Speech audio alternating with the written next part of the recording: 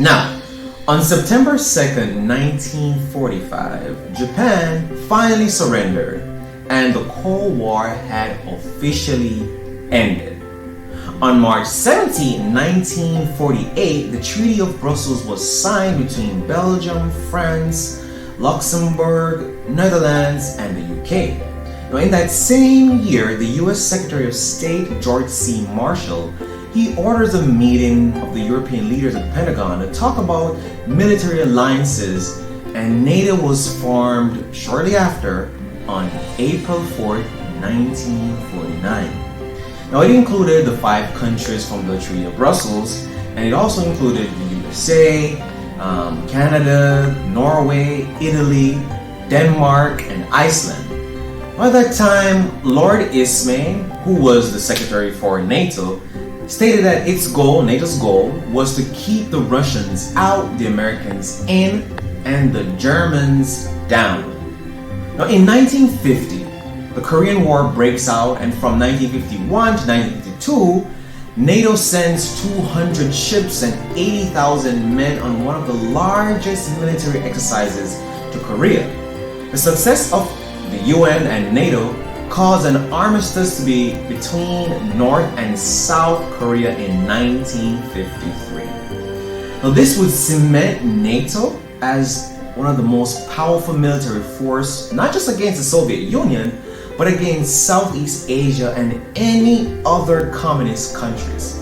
Now, in 1954, the Soviet Union, they asked NATO for membership to preserve peace in Europe, but NATO countries, they flat out said no because they believed that the Russians wanted to infiltrate and destroy their alliance. If they had joined, would it have been different today? We don't know. Now, on May 9, 1955, West Germany joins NATO.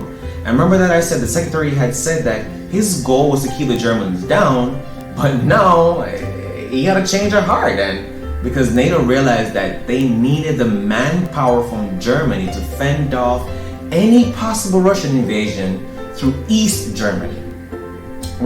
Soviet Union has controlled that section for a while. Now, Russia responded with the creation of the Warsaw Pact, which was signed May 14, 1955 by Hungary, Czechoslovakia, Poland, Bulgaria, Romania, and Albania. Now, this pact was to prevent the invasion of its territory by the West and to maintain military control over Central and Eastern Europe. Now, the Warsaw Pact invaded Hungary in 1956, and then they invaded Czechoslovakia in 1968, overthrew Alexander Dubček, and installed a more pro-Soviet leader who brought economic stability in the region. But that man, he silenced dissenting voices and suppressed free press. Now, since 1997 to now, Poland, Czech Republic, Hungary, Slovenia, Estonia, Bulgaria, Latvia, Lithuania, Romania, Albania, and Croatia have joined NATO and almost completely surrounded Russia. Remember, if you attack one NATO nation, you attack them all. So here's a problem with Ukraine and Russia right now. Russia had said from previous years that they would not negotiate on Ukraine ever joining NATO and placing military weapons near the Russian borders. What about India and China? What will they do if a war breaks out?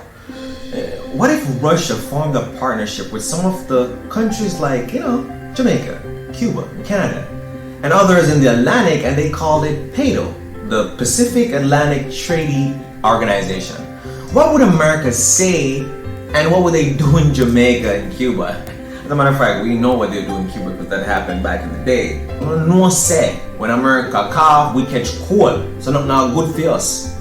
So, if you can't produce, you have to produce your food and living and stuff, it's not good for no.